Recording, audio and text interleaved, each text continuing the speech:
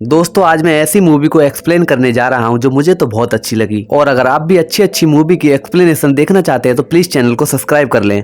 Movie की शुरुआत में एक लड़का दिखाया जाता है जो अपनी बीवी के घर पर जाता है और उस आदमी का नाम लैरी होता है। लैरी का अपनी बीवी से तलाक हो चुका होता है और उस लड़के की बीवी किसी पुलिस वाले के घर पर रह रही होती है और लैरी अपने छोटे बच्चे के साथ किराए पर रहता है। लैरी की किसी कारण नौकरी छूट जाती है और उसकी बीवी बच्चे को अपने पास लाने के लिए कहती है, लेकिन तभी वो लड़का यानी कि लैरी कहता है कि मैं जल्दी ही कोई नौकरी ढूंढ लूंगा। लेकिन तभी उसकी बीवी उसे वार्निंग देती है कि अगर तुमने 10 दिन में नौकरी नहीं ढूंढी तो मैं अपने बच्चे को अपने पास बुला लूंगी। तभी अगले दिन लैरी नौकरी के लिए इंटरव्यू देने एक कंपनी में पहुंच जाता है, लेकिन उस कंपनी में वैकेंसी न होने के कारण वहाँ की मैनेजर उसे नौकरी पर रखने के लिए मना कर देती है। तभी लैरी कंपनी की मैनेजर से गुजारिश करता है कि उसे कैसी भी नौकरी चाहिए और वह नौकरी के लिए कुछ भी कर सकता है। ज्यादा गिड़गिड़ाने पर वह मैनेजर कहती है कि मैं तुम्हें म्यूजियम में नौकरी का इंटरव्यू देने के लिए भेज रही हूँ और म्यूजियम में आज तक कोई नौकरी नहीं कर पाया है, शायद तुम वहाँ टिक सको। तभी वो लड़का यानी लैरी म्यूजियम में इंटरव्यू देने के लिए पहुंच जाता है और म्यूजियम में इंटरव्यू के लिए एक लड़की से पूछता है कि मुझे इंटरव्यू कहाँ पर देना है। लड़की उसे इंटरव्यू के लिए वहाँ के म्यूजियम के डायरेक्टर के पास भेज देती है और उसे बेस्ट ऑफ लक भी करती है।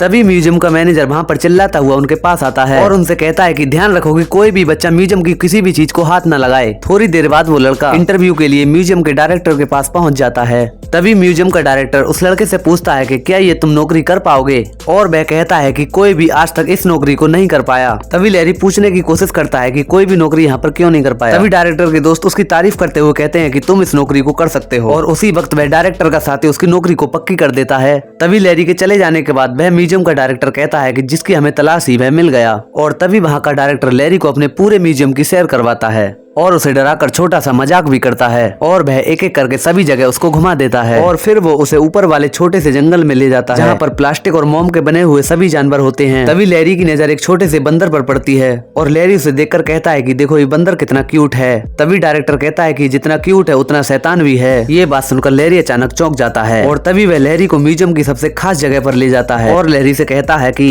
ये जो तुम प्लेट देख रहे हो ये 24 कैरेट सोने की है, तुम्हें यहाँ रहकर इसी की रक्षा करनी है।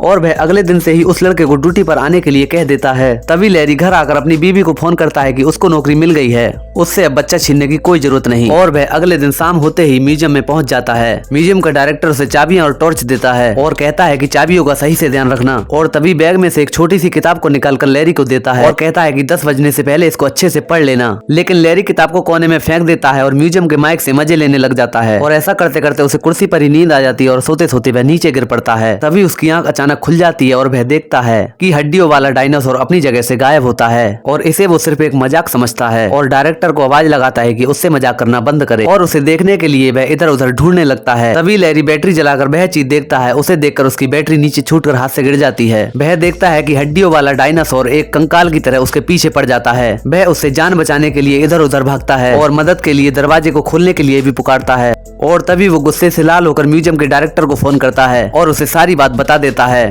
तभी डायरेक्टर उससे कहता है कि जो मैंने तुम्हें किताब दी थी उसे पढ़ो। तभी जल्दी जल्दी किताब उठाता है और पढ़ता है कि हड्डी को फेंको। तभी एक हड्डी टूटकर उसके पास आकर गिरती है और लैरी डायनासोर के नीचे से हड्डी को उठाने की कोशिश करता है और हड्डी को उठाकर दूर की तरफ जोर से फेंकता है और वह देखता है कि वह डायनासोर भी वह हड्डी के पीछे भाग रहा है और डायनासोर दोबारा उस हड्डी को उठाकर उसके सामने दोबारा से फेंक देता है। लैरी ये देखकर अचंभा करता है और वह डायनासोर लैरी के पास आकर उसके सामने कुत्ते की तरह पूंछ हिलाने लग जाता है। लैरी ये देखकर कुछ समझ नहीं पाता है और लैरी दोबारा हड्डी को उठाकर दूसरी तरफ फेंक देता है और वहां से बचकर ऊपर की तरफ को जाता है।